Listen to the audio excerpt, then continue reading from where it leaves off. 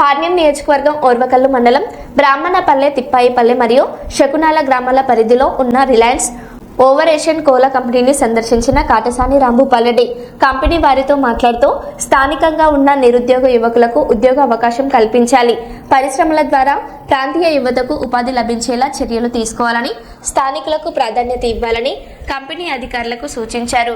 అలాగే కంపెనీ అభివృద్ధి కార్యక్రమాలు, స్థానిక ప్రజలకు కలిగే ప్రయోజనాల గురించి కంపెనీ వారితో చర్చించిన వైఎస్ఆర్ కాంగ్రెస్ పార్టీ నంద్యాల జిల్లా అధ్యక్షులు పాణ్యం మాజీ ఎమ్మెల్యే కాటసాని రాంభూపాల్రెడ్డి.